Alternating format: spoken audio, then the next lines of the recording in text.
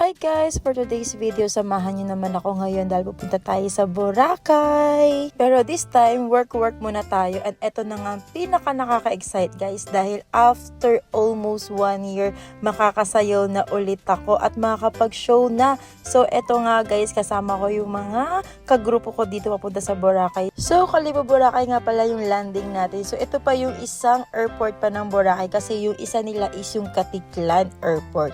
So ayun na nga guys, nakasakay na tayo ng aeroplano. So muni-muni muna tayo habang nasa biyahe. So after 1 hour, nakarating na rin tayo dito sa Kalibo International Airport.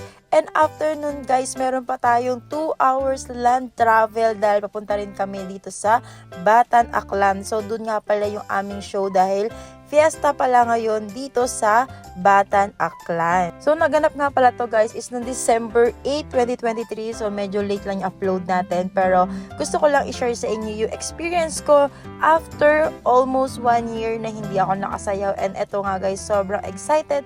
And bago tayo mag-show, eto nga meron pa kaming free time. So ayan, naglakad-lakad muna ako saglit dito sa beach nila. Sobrang ganda at nakaka-relax. At eto syempre, hindi mawawala muna yung kape-kape natin. And after magkape, ayun, natulog. So meron pa kasi kaming extra time nung para magpahinga. So after namin matulog, at eto na nga guys, dahil pick upin kami dito sa hotel namin ng 7 PM. So nag-ayos na kami from 5 PM to 6 PM. So nakikita nyo naman, nag-ready na kami.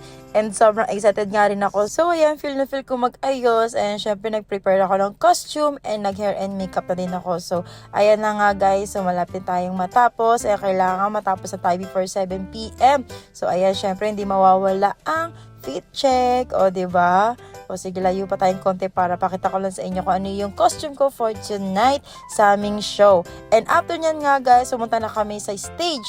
At grabe, daming tao and ang dami din nilang mga guests and artists.